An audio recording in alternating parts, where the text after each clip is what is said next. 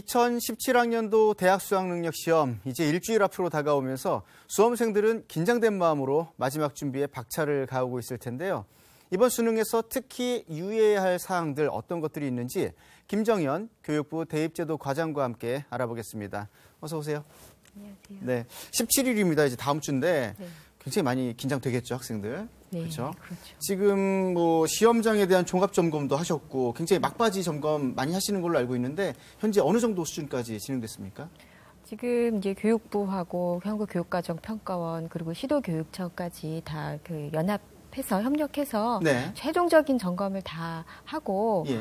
막바지 마무리 준비 작업 마무리하고 있습니다. 마무리요. 예, 그럼 이제 예. 뭐 시험장에 대한 뭐 안내 표지판이라든지 뭐 이런 구체적인 네, 것들이 예, 되겠네요, 네, 그렇죠? 네.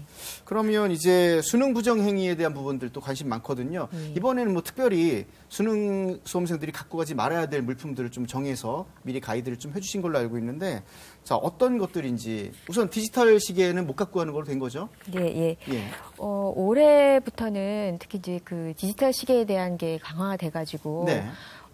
그 단순히 이제 옛날에 과거에 수능시계라고 불렸던 그런 전자시계들이 다 네. 반입이 안 되고요. 그러니까 전자 액정 표시가 있는 LCD든 LED든 액정 표시가 있는 그런 시계들이나 네. 또 통신 기능, 블루투스 같은 통신 기능이 있는 시계는 다 반입이 안 됩니다. 아. 무조건 시침, 분침, 초침이 있는 그런 예. 초침이 아날로그 시계만 아. 반입이 가능합니다. 야, 시험은 예. ICT가 아니라 예. 완전 아날로그. 아날로그로 예, 시험을 봐야 적합하게. 되고요. 그래서 시계를 점검하는 절차도 굉장히 강화가 돼서 네. 뭐 실수로 그런 시계를 가져갔다 할 경우에는 1교 시작 전에 꼭 반납을 하시고 네.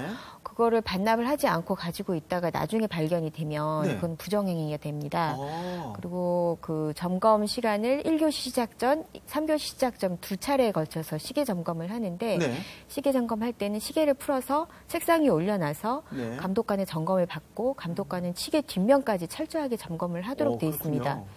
감독관이 시계 점검할 때 불응하게 되면 이건 네. 부정행위로 처리됩니다. 아, 그러면 수능 본 의미가 없어지는 거네요. 네, 네. 그렇군요. 그러면 반입이 안 되는 품목은 우선 뭐 디지털 시계 안 되는 거고 몇 가지 품목 더 있겠지만 허용되는 품목들도 있지 않겠습니까? 어떤 것들이 정확히 갖고 갈 수 있는 건지 다시 한번 정리 부탁드릴게요. 일단 반입이 안 되는 품목은 디지털 기기, 무슨 스마트 기기, 네. 전자사전, MP3 플레이어, 하여튼 기타 이런 전자기기가 되는 건 모두 다 반입이 되고. 안 된다. 이렇게 예. 생각을 하시면 되고요. 네, 반입 가능한 거는 물론 당연히 신분증은 되고 수험표는 되고 네. 컴퓨터용 사인펜, 그다음에 수정 테이프, 네. 연필, 샤프심, 아날로그 시계 이런 거는 됩니다. 네. 그 대신 이제 컴퓨터용 사인펜하고 샤프는 네. 저희가 그 수험생에게 다 나누어 드리기 때문에 가급적 그거를 사용을 하시는데 네. 이제 수정 테이프도 그 시험실마다 5개씩 나눠드립니다. 그래서 가급적이면 그걸 사용을 하시는데 네. 가지고 오신 거를 사용하실 수는 있지만 했다가 만약에 답안지에 뭔가 문제가 생기거나 하면 그건 불이익은 수험생이 감당하셔야 본인이 되는. 직접 책임을 져야 네, 되는 상황이 책임을 져야 있으니 되는. 참고해서 네, 준비를 해야겠다. 네, 네. 자, 이제 좀 특이한 부분인데 선택 과목 4교시에 있는데 이때 부정행위가 좀 많이 적발이 된다고 얘기를 들었습니다. 네. 왜 하필이면 4교시 때인지.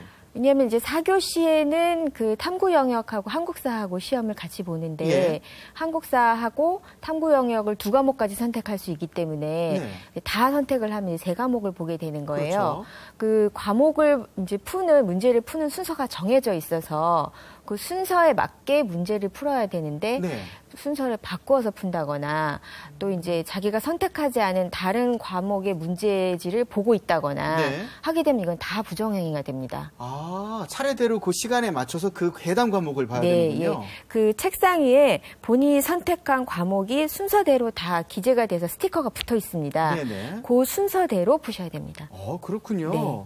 그러면 조금 더 주의해야 될 부분들 이거 말고도 또 있지 않겠습니까? 어떤 부분들 부정행위라고 판단될 수 있는 건지 조금 더 안내해 주시면 일반적 부정행위는 당연히 다른 학생의 답안지를 보거나 네. 다 보여주거나 말을 하거나 네. 이런 의도적인 부정행위 다 안 되고 부정행위이고 아까 말씀드린 반입금지 물품 휴대폰이라든지 스마트워치라든지 이런 반입금지 물품을 가지고 있다가 적발이 되면 그것도 다 부정행위가 되고 혹은 이제 쉬는 시간에 이제 공부를 하다가 단어장이나 교재나 이런 거 공부를 하다가 서랍 밑에 넣어놓으면은 실수로 그거 넣어놓고 시험을 네. 보고 있다. 이것도 적발되면 다 부정행위가 됩니다. 실수를 하면 안 되겠네요. 그야말로 철저하게 예. 준비해야겠는데 예. 뭐 지금 앞서서 지금 부정행위 유형 저희가 계속 보여드리고 있는데 이런 부분들에 대한 거 실제로 적발된 사례가 굉장히 많은 편인가요? 예, 사실 이제 의도적으로 답안지를 보거나 이런 거는 감독관이 2-3명씩 되기 때문에 교실마다 그런 거는 거의 그렇게 많지가 않고요. 의도적인 건 없지만. 그런 거는 실수로 이런 걸 반입금지 물품을 가지고 있다가 예를 들면 휴대폰을 가지고 와서 주머니에 넣어놓고 잊어버리고 있다가 그럴 수 있죠. 나중에 이제 뭐 진동이 울리거나 뭔가 하면서 여기 있었네 이러면서 이제 걸리면은 그건 다 부정행위가 되는 거예요. 봐줄 수가 없는 거잖아요. 봐줄 수가 없습니다. 예. 그리고 뭐 휴대폰을 가지고 있다가 안 내고 나는 이제 안 쓸 거니까 안심하고 가지고 있다가 뭐 쉬는 시간에 그걸 가지고 있는 걸 누가 봤다.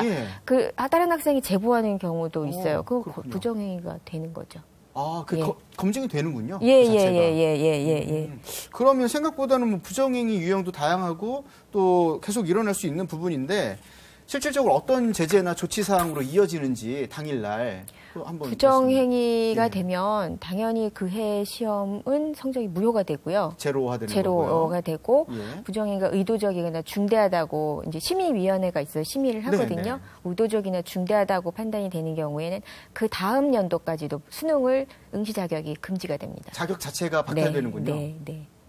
굉장히 심각한 부분인데 준비를 좀 잘해서 실수로도 용납이 안 되는 부분이니까 미리미리 꼼꼼하게 잘 습득을 해야 되겠고요. 지금 뭐 부정행위 사전 방지를 위해서 수능시험 부정행위 신고센터가 지난 2일부터 가동이 되고 있는데 어떻습니까, 운영 현황?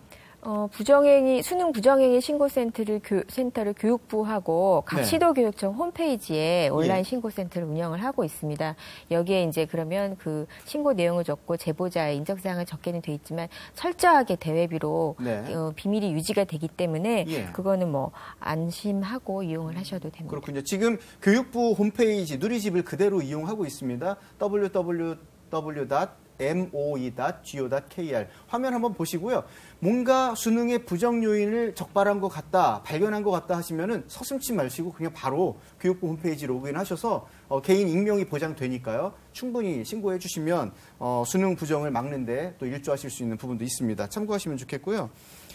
지금 끝으로 이제 막바지 수능 준비하면서 수능 준비하는 학생들 굉장히 마음도 불편하고 힘들 텐데요. 뭐 마무리 수능을 잘 보기 위한 팁, 유의사항 한번 말씀 좀 부탁드릴게요. 일단 지금 뭐 일주일 정도밖에 안 남았기 때문에 숙면 취하고 컨디션 유지하는 게 요새 멘탈 유지라는 말도 쓰는데 그게 굉장히 중요하고요. 그래서 특히 이제 다음 주에 있는 예비 소집일에 참석을 하셔서 꼭 참석하셔서 수험생 유의사항 꼭 숙지하시고 실수하지 않도록 하셔야 되고 추가로 이제 엊그제 저희가 지진시 행동 요령을 발표를 하고 이제 학교에도 이제 배포를 해드리는데 수능 전날부터 교육부하고 기상청이 비상근무를 합니다. 비상근무를 하면서 지진 상황을 감시를 해서 실시간으로 그 대처 단계를 1183개 시험장으로 바로 다 통보를 해드립니다.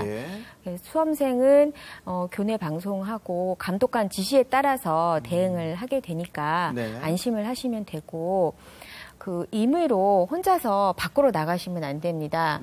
수능 시험은 감독관의 허락을 받지 않고 밖으로 나가면 다 시험 포기 처리가 되기 때문에 놀라시더라도 감독관의 지시에 따라서 대피를 하셔야 되고 정말 불안감이 정말 심한 수험생을 위해서 전문 상담 교사가 배치가 돼 있습니다.